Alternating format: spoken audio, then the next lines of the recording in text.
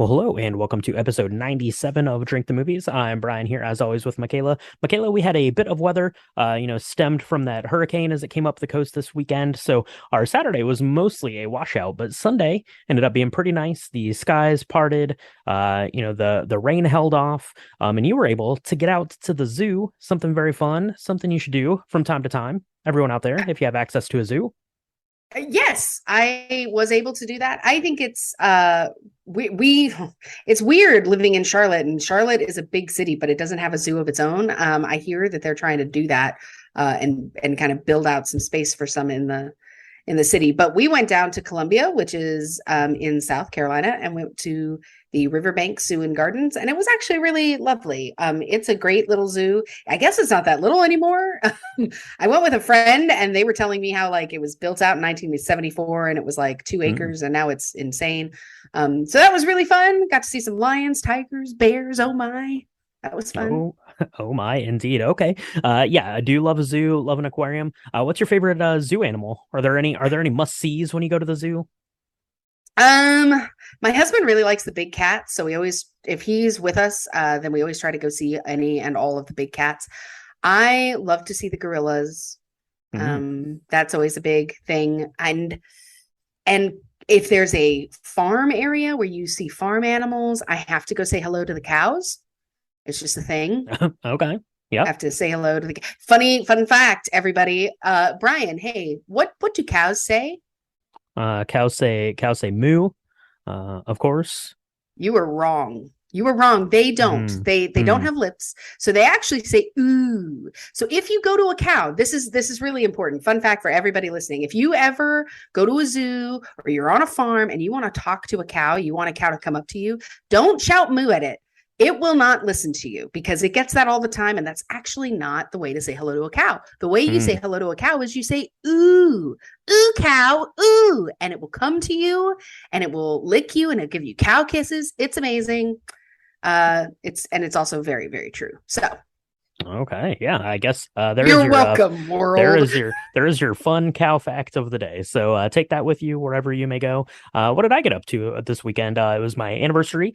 So happy anniversary to my lovely wife. So thank you for all of our years of wedded bliss. We went to see a football/soccer match, depending on where in the world you were listening to this. Our team won. That was good. And then we went out to a nice fancy dinner. I had a nice fancy cocktail that involved some tequila and some watermelon juice and some chili and lime. It was really delicious. So I might have to recreate that for a lobby bar in the not too distant future because it was lovely.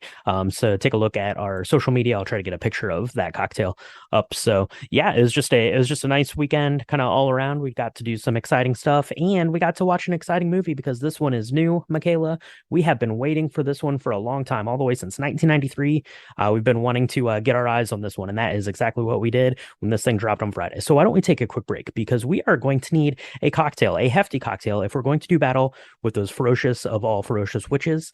And we'll be right back to whip it up. So this week's cocktail comes from theflavorbender.com and it comes together really easily.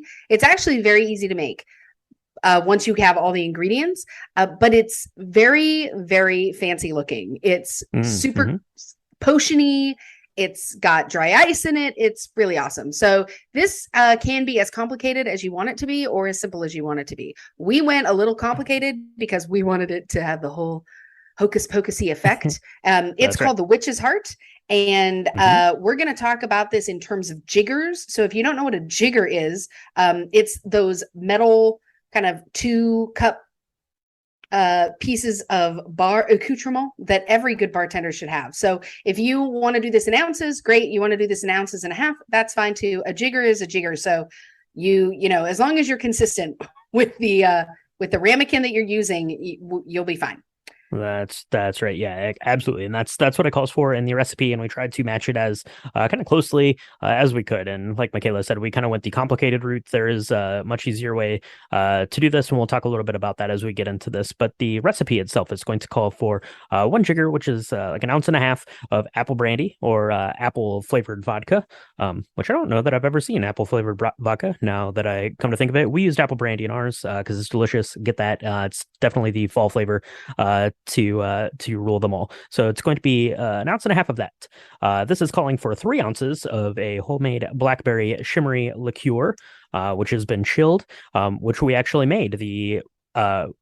The recipe that I'll link to down in the show description will walk you through the steps, and Michaela's going to walk you through the steps of how she made hers. But a homemade a homemade blackberry shimmery liqueur, 1 teaspoon of grenadine, and then you're going to use a little bit of dry ice to get that smoke effect if you feel so inclined to do that. And we did, because it looked pretty awesome, but you definitely don't need to do that other than just going to give the cool appearance on the drink. So to put this together, you're going to take your apple brandy and your blackberry liqueur. You're going to put that into a shaker with some ice, and then you're going to strain it out into a martini type of a glass. You're going to crush up a little bit of your dry ice and put that in the bottom. And then when the liquid hits it, it's of course going to start smoking as that dry ice sublimates, is what it's called, because it's not actually made of liquid.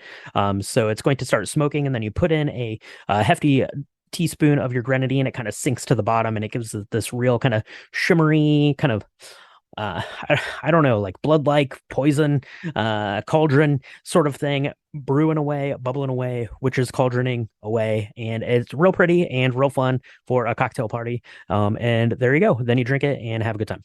That's right.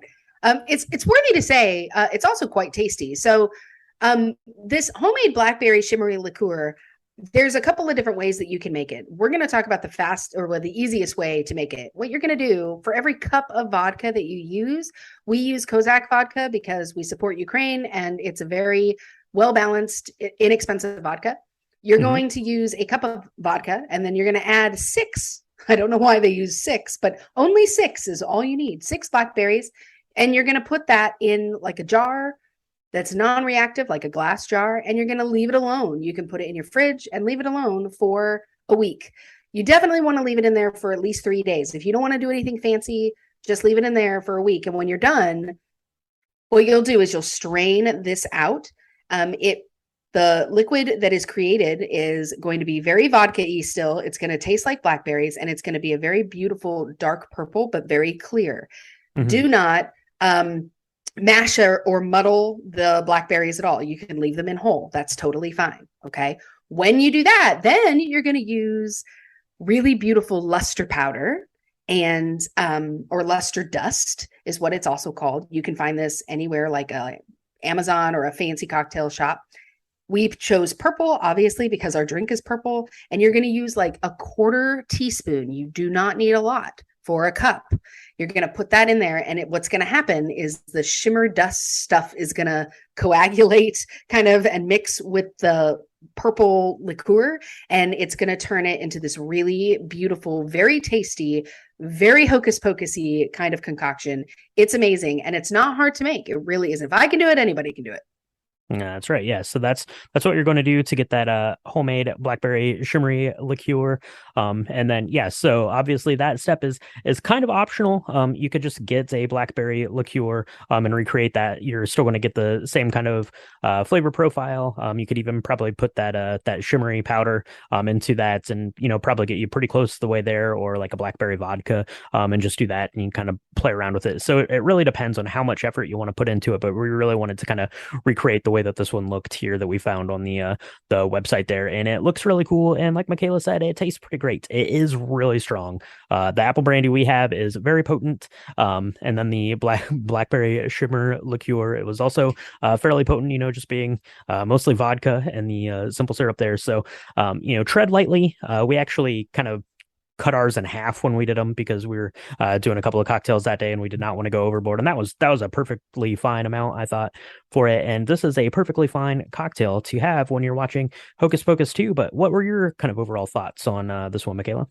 I love this drink. It is very boozy, but I think it's a really good balance because it doesn't burn. There's no burning. So everybody that likes a really boozy cocktail, but also likes the burn, this is not one of those. It's sweet enough, but it's not like syrupy, and it looks beautiful. I mean, it really, this I like better than our very first Hocus Pocus cocktail that we did, because of just how it looks. It looks so cool.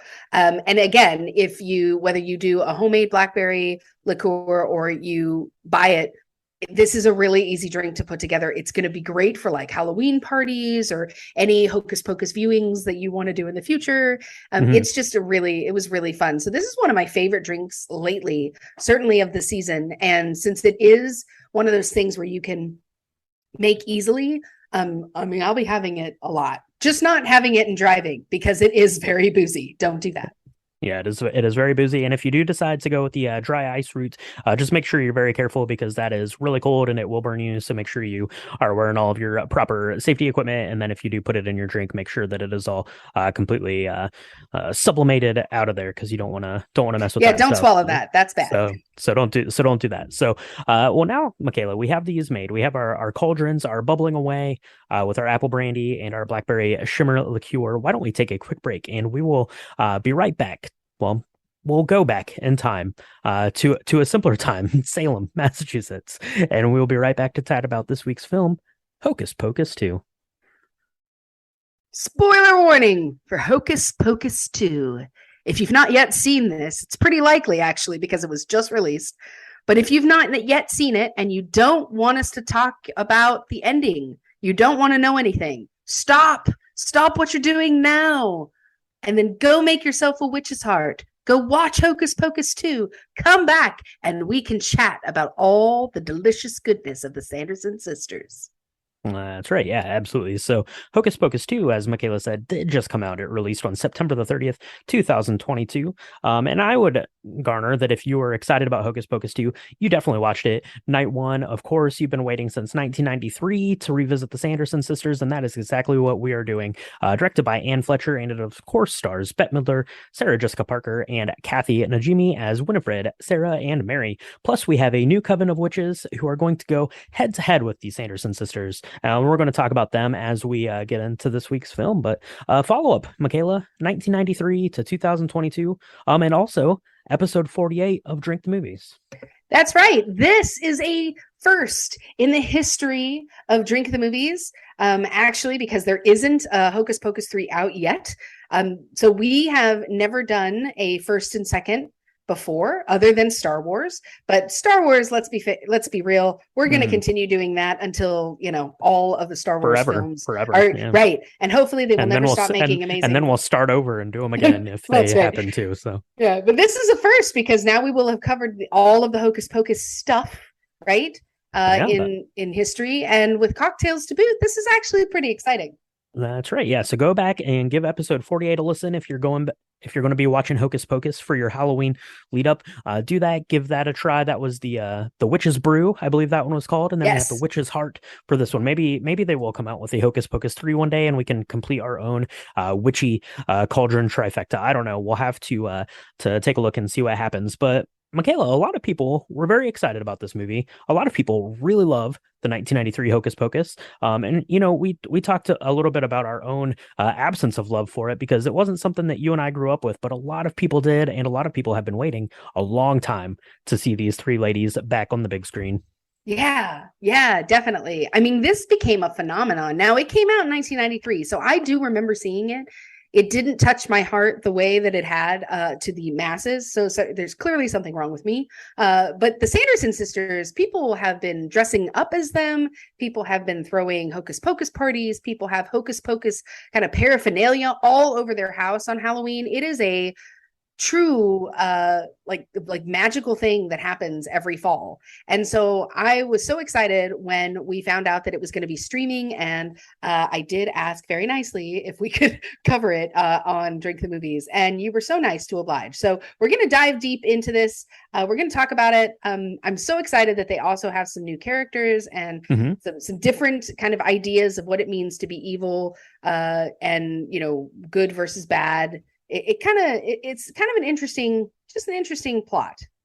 That's right. And let's talk about the plot a little bit. So let's get into the movie. So this one kicks off. It is 1653. It is Salem, Massachusetts. We get a nice little shot of the town as we're coming in there, and we are meeting little tiny Mary and Winifred and Sarah, played by Taylor Henderson, Nina Kitchen and Juju Journey Brenner are playing the three Sanderson sisters, but they're little kids. They're just learning the witchy ways of the world. It's actually pretty cute. It's I think it's like Winifred's birthday, so they go in. They got her like this little creepy looking spider. It's in this box, but not all good news for the witches because this is Salem, and in Salem we don't like witches. So the town is coming together to get these three kids and be like, nope, you're going to get married in the church, or you're out here because we don't need your witchy business. Right.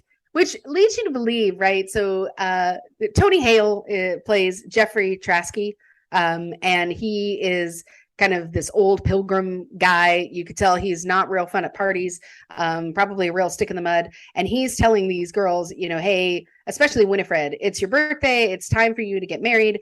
Winifred is like, no, I don't want to do that. And by the way, I've kissed this other guy and I'm into this guy. And I don't really want to get married though. That's not my gig. And so they are all up in arms about that, which leads you to believe that maybe they aren't as evil, horrible people on the outset as you originally thought. That's right. Yeah, absolutely, absolutely.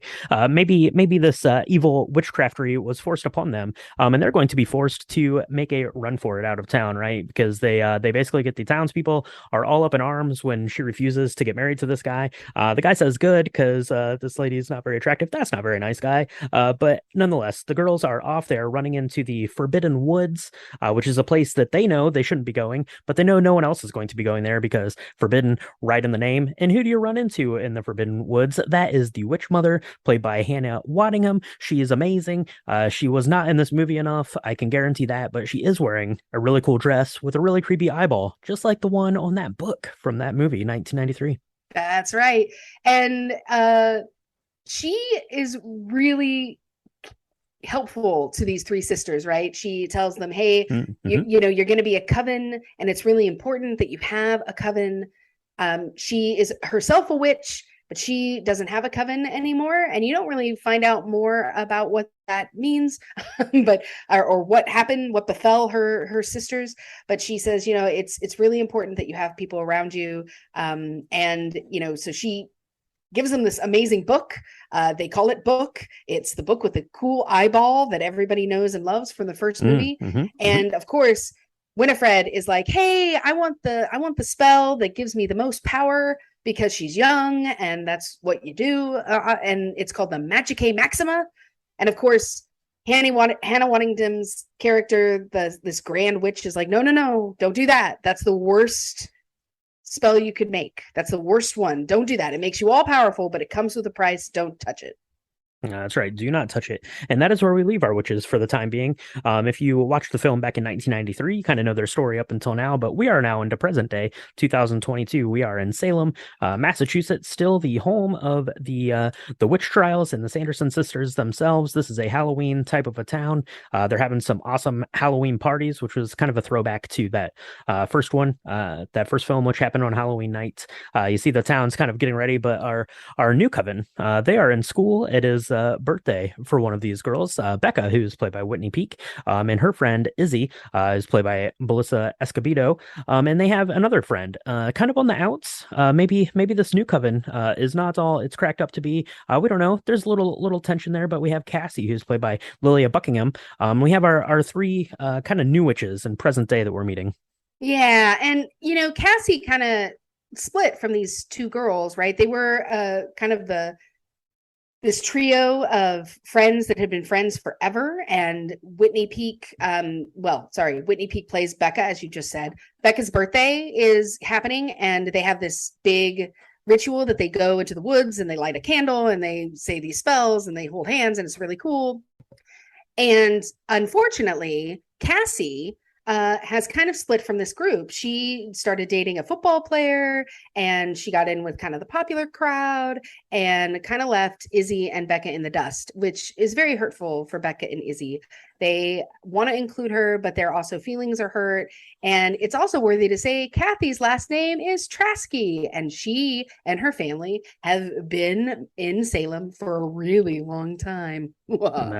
That's right. Yeah, she is from that infamous Trasky line, and her dad is none other than the mayor of Salem, Mayor Trasky, who's played by Tony Hale. So kind of after school, they have a little bit of shenanigans. They're going out there checking in on the party, and Mayor Trasky is there. He sees Becca and Izzy coming out. He's talking to them about how excited he is about the Halloween festival. He's excited about this candy cauldron that's coming in. He's played by Tony Hale. He's pretty funny.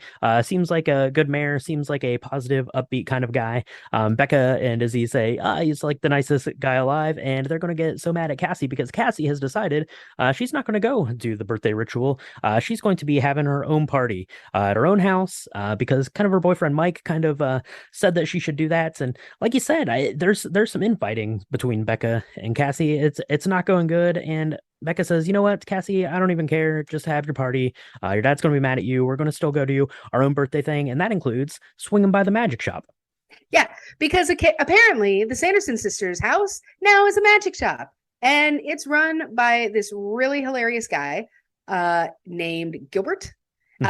He's played by the amazing Sam Richardson. There's so many people from Ted Lasso in this movie, and that's like, to me, one of my favorite things. That's right. So if you love this, you're gonna if you love Ted Lasso, look out for that.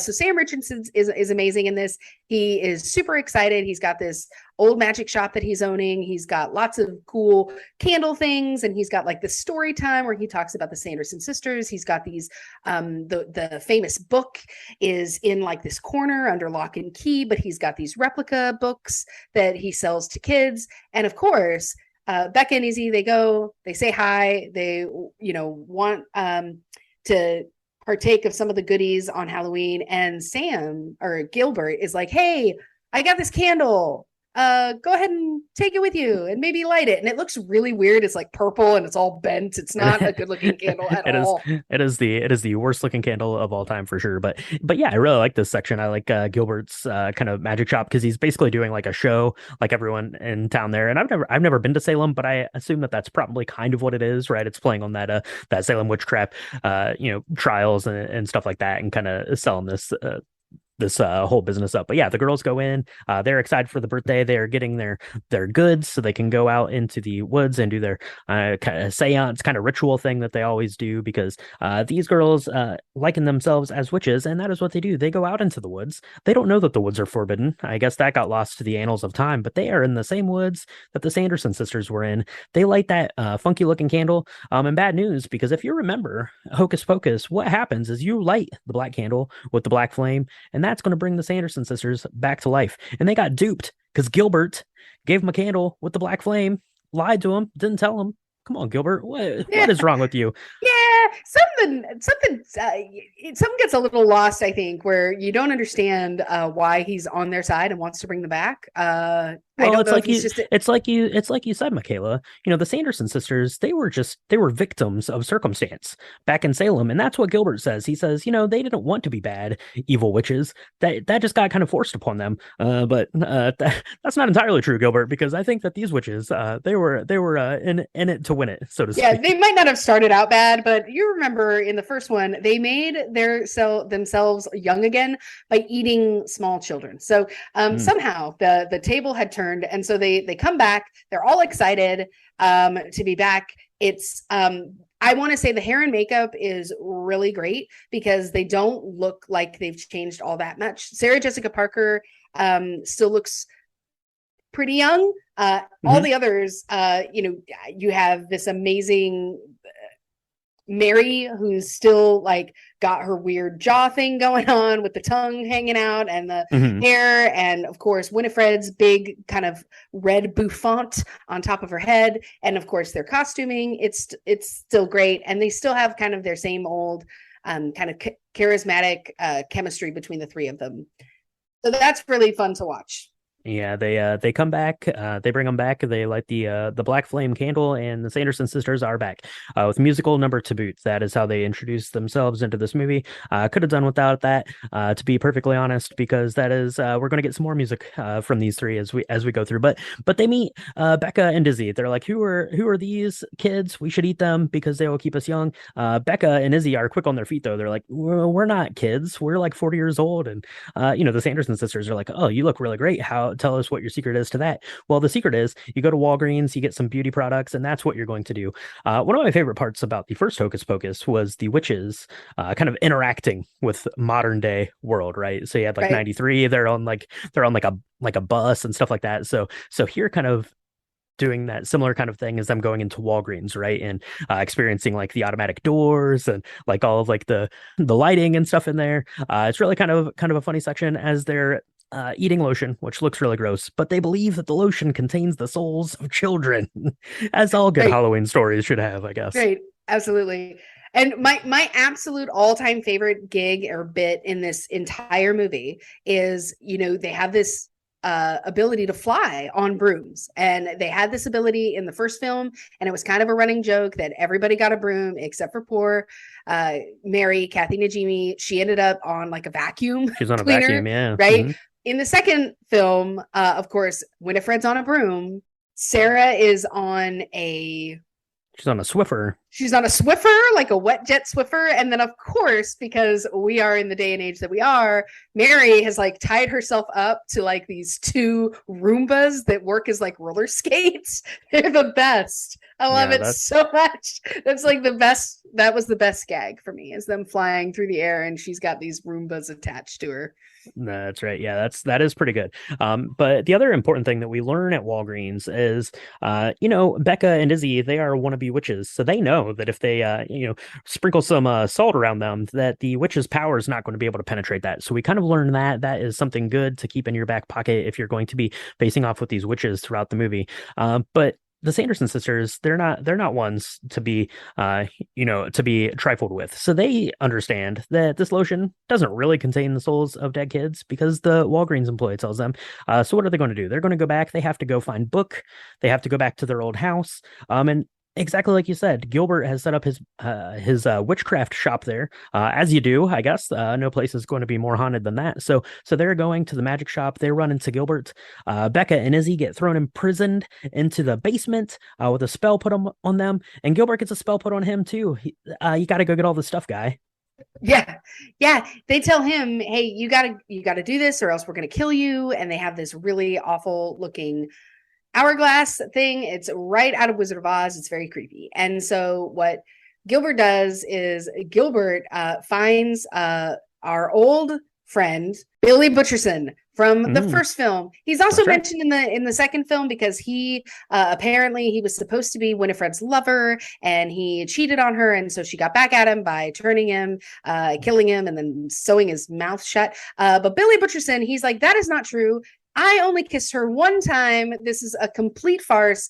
My story has been Is told and is slandered on mistold my name. for hundreds of years. This is not okay, completely not okay. But Gilbert says, hey, look, I need your help. I need to help gather all this stuff. And he lies to Billy. He says, I'm working against the Sanderson sisters.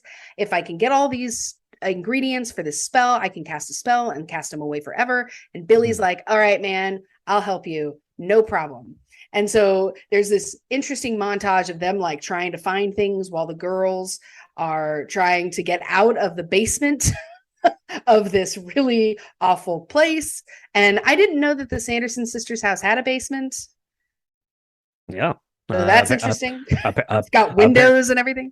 I think it's like a root cellar. I think all houses probably used to have that, so you could store all of your stuff. And yeah, they are trapped in there. I do kind of like the part with Gilbert and Billy Butcherson going around getting all the stuff because Billy's like, I got these flowers, and he holds them up. And it's also important to note that Billy Butcherson is played by Doug Jones, who was Billy Butcherson in the first one. He's an excellent character actor. He does a lot of like monster and like creature type of stuff. So good on you, team, for having Doug Jones back to reprise his role there. But yeah, what are we going to do, right? So Becca and Izzy, they're trapped. They know that the witches, they're going to go try to get to Cassie and to Cassie's dad, the mayor, because they need a drop of blood from their enemy. And who is their ultimate enemy? That is, of course, Reverend Trasky. Reverend Trasky's dead, but his bloodline continues. So they're going to go try to do some warning. Going to say, hey, mayor, get out of here. Go to your house. Hide there. Don't be there. But if you're the mayor, you're Tony Hale. What you want is some candy from the candy cauldron, not easily lured away, but a phone call that says that your daughter is having an illegal Halloween party at your house. That's going to get you out of line. That's going to say, put the caramel apple on hold. I got to go yell at my daughter, make sure she does not ruin her life, which is pretty funny. Yeah, he's like, she's about to go ruin her life. Now, it's important that we understand the character development here. So, Reverend Trasky, don't shake your head. There is character development here. Reverend Trasky was Absolutely. again not the guy you would have at a party. He's a stick in the mud. He's like, you're going to get married. You're going to follow all the rules. You know, his great grandson probably not really all that far off the mark, right? He's like, I've got to leave this line where I'm waiting for a candy apple to go keep my daughter from ruining her life by throwing a party. You're not going to ruin your life by throwing a party, but you probably want to get your parents permission to do that in their house. So he goes home, he grounds her until she's like 47. She's picking stuff up, but then she ends up getting out and going and yelling at her friends because they called her dad and told on her. That's right. Yeah. Snitches get stitches. That's what Cassie says to Becca. But it was for good reason, right? Because you have the Sanderson sisters there in hot pursuit, and they are going to Trasky's house, right? That's where they need to go. That's where they need to get the blood.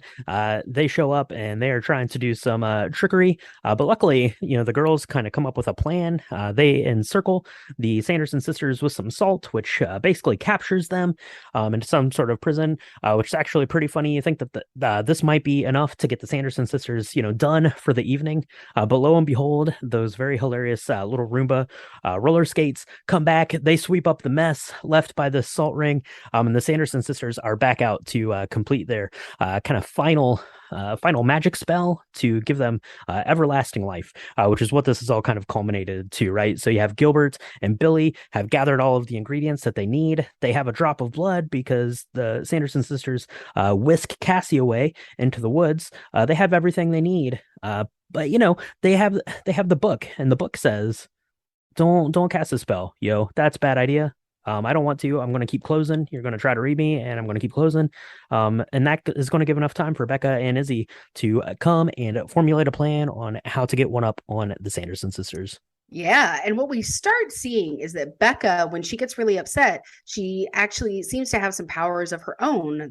She has this purple kind of mist, kind of like the stuff that comes out of our witch's heart cocktail, comes out of her hands. It's really cool. Yeah. And so, we start to realize that maybe, Becca actually has some powers. It's her birthday. And so maybe these powers are going to be bestowed on her for real on this day. And this can actually be a new coven of witches. So they join together and they end up casting they try to cast a spell. And there's this really great moment where Winifred and Becca kind of fight over the book, and the book ends up making a choice between Winifred and Becca, because Winifred wants to use this Magica Maxima spell, and the book obviously knows this is a bad idea. And so the book actually flies away from Winifred into Becca's hands. And but it's a little too late because Winifred has already casted the final kind of Magica Maxima spell. And so she's all powerful, but the problem is that comes at a price. And what the witch at the very beginning of the show didn't tell us is Hannah Waddington's character didn't tell us is what that price was going to be. So of course, Becca, Cassie, and Izzy, they're standing there in front of this book. The book kind of opens to the warning page, and they realize that the price that had to be paid was Winifred's sisters. Yeah, it's what the price to be paid is whatever you hold most dear to you. And of course, for Winifred and any witch out there, that is her coven, that is her sisters, and that is what Winifred had to give up in order to be the utmost powerful witch. So you actually get it's kind of moving as you see Sarah and Mary kind of float and start to fade away into the ether, as it were, in a sparkly goodbye, which leaves Winifred there, who is now all powerful, but now all powerfully sad because she has lost her sisters. And there is a spell that can basically, kind of fix things, kind of make amends. But it's going to require Winifred to move on, to give up this life as the Sanderson sisters, and to move on into the afterlife, That's right. which is good. They're able to move on, so that is exactly what happens, which is good for Winifred. It is good for Sarah and Mary. They get to be together in the afterlife, and it's good for Billy Butcherson, who can finally put all of this year of turmoil and being a zombie behind him. He can finally get his own rest. That's right. And Gilbert promises Billy, hey, I'm going to fix the story. I'm going to tell it. I'm going to make sure everybody knows that, you didn't do anything wrong. She kissed you one time, dude. I get it. We're going to quit slandering your name, which is really nice because Billy, the poor guy, he's probably got the short end of the stick out of all of this, right? He kissed one girl one time and he had to regret it for the rest of his afterlife. That's right. Yeah, absolutely. So with the witches sort of dealt with, we get kind of our parting scene as Becca and Izzy and Cassie are walking their way out of the woods. They're kind of doing that, interlocked arm in arm and kind of swinging the legs across, which is how we'd seen the Sanderson sisters walk kind of in both of the films now. And we are introduced to our new coven and a pretty fun tale, a fun Halloween film. The ending of this I actually liked quite a bit, Michaela. Like I said, it was kind of emotional. You even had Book there was shedding a tear as it, had to basically, destroy Winifred to, to send her on. It was very sad, an emotional goodbye for a Book and these characters that are so beloved for like a whole generation of people. Yeah, I definitely think that the end of this was better than the end of the first one. And I'm probably going to get a lot of flack for that because people really loved the first one. I myself was not super emotionally tied to the first one. So I think this was a better ending because it had a better lesson in general.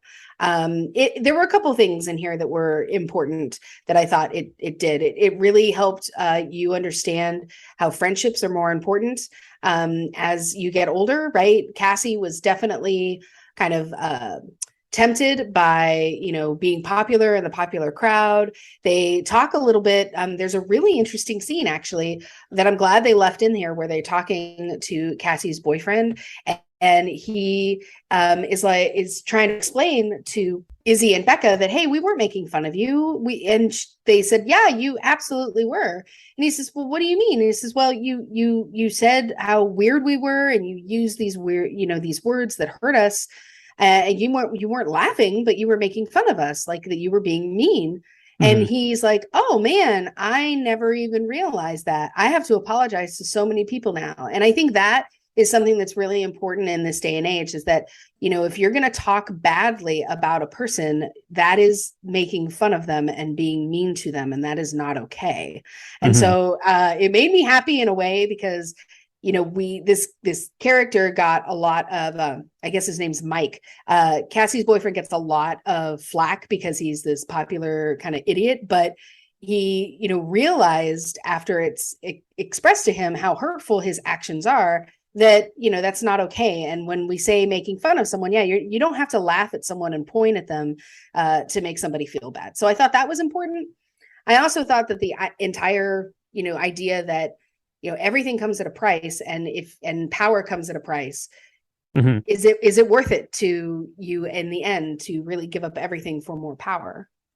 Yeah. There were definitely some good messages in there, and there was some other fun stuff too. So you had the Sanderson sisters, they go and are basically put on stage at like the Sanderson sister lookalike contest, which they lose, but is still pretty funny because Sarah Jessica Parker, kind of steps forward and takes it, and then they end up like throwing the trophy at like one of the judge guys, which is pretty funny. That stuff's pretty good. It's funny when they're trapped in that circle of salt. I think kind of just the banter that they have, and I really like how like committed the three leads here were to kind of recreating what made them so kind of memorable and remarkable in the first one, right? You still had Sarah's kind of ditziness and things. There's one point when Winifred says to spread out, and you just see Sarah Jessica Parker like put her arms out and like starts to do the splits. Stuff like that is pretty funny, which really kind of harken back. And they did a good job kind of with some a little bit of like flashbacks to the original movie too, to kind of set the tone and to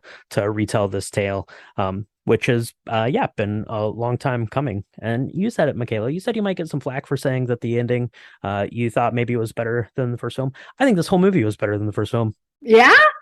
Yeah, absolutely. Absolutely. Like I don't have a deep connection to the first film, so I can look at it with a clear mind and a clear heart. There were some things that I didn't love about this. Like I said, I don't like the kind of musical intro. I mean, I know you have if you have Bette Midler in your movie, you're probably going to have some singing. That comes with the territory, and they do sing their song later when they're bewitching the crowd, which is another kind of throwback to the first movie, which didn't really need to happen. It didn't really do anything in the story. So I didn't love that. I didn't love Tony Hale's character. I really like Tony Hale. I thought he was a little bit over the top. Like he could have been just toned down a little bit, and I thought that would have been a little neater. But I thought this was fun. I thought it was a fun family Halloween movie.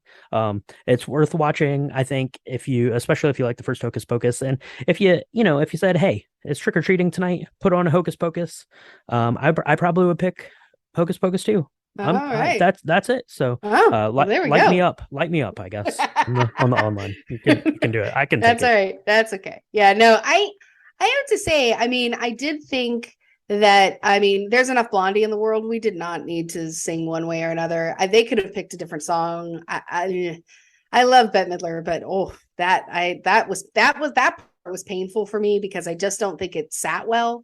It didn't make sense to me. They could have definitely picked a better song for them to sing at the kind of talent show thing on stage. But and I don't know. I do think at the end, I just liked the end better. So I think you're right. I Hmm. mean, overall, I wasn't in love with the first one. What does surprise me is how many people are saying that this film was not great. And I mean, in my mind, it's like, well, the first one wasn't, you know, the first one was not comedic gold. It wasn't, beautiful cinematography or anything. It just made a lot of young kids, impressionable people happy, and it touched them. And that's the great thing about a movie, right? Is it doesn't have to be super well done necessarily to have a desired effect and have a phenomenon around it. So I was surprised at how many people really didn't like the second one, given that it's by far probably a technically better film. Yeah, and I mean there was some really good stuff there. I really like kind of the way that Salem looked and kind of building out that set. I really liked when the young version of the Sanderson sisters were running into the woods and you had kind of this like drone shot like pull up like overhead of like these three little girls like running into the woods. I thought that looked awesome, and I thought that it looked great. The makeup and stuff looked great. You had the three leads there were pretty much back looking more or less like they did, in 1993. That was a long time ago. So, yeah, I don't know. Hocus Pocus 2 was pretty good and it was pretty fun. Because you can go a couple ways with your Halloween. You can go campy and fun. You can go spooky, or you can go real scary, which is the direction I think we're gonna have to go next week. But Michaela, any final parting thoughts on Hocus Pocus 2? No, I wonder if they're going to make a Hocus Pocus 3 now with the new coven, or if this is really going Mm-hmm. to kind of close the book. Get it? The book, as Oh, it were. mm-hmm. Yeah. We'll see. Yeah, we'll see. Yeah, I think it kind of opens the door if they decide to tell some more of these tales or some sort of like little Halloween miniseries. I don't know, and it does close the book at least for right now, and that is a pretty cool looking book. I think if you had that on your shelf come Halloween time, that would definitely be a pretty fun thing to have. So let us know what you thought about Hocus Pocus 2. Let us know if you think we need a Hocus Pocus 3. Let us know why I'm wrong in Hocus Pocus. The first one is far superior to this one in every way. And do that, and definitely let us know if you make a witch's heart, because that cocktail is awesome, it is delicious, and it looks super cool. So take pictures, tag us on Instagram and Twitter. It is at Drink the Movies, and on Facebook.com/Drink the Movies. You can find the recipe of ours, episode recaps, the recipe, all that kind of stuff on our website, which is www.drinkthemovies.com. Follow us on TikTok. We're on TikTok, Drink the Movies. We'll try to get some videos put up there of ours bubbling away and how Michaela made that blackberry shimmery liqueur. And then, after you've wound down from fighting the Sanderson sisters, we would appreciate it if you left us a 5-star review. Michaela, where can they do that?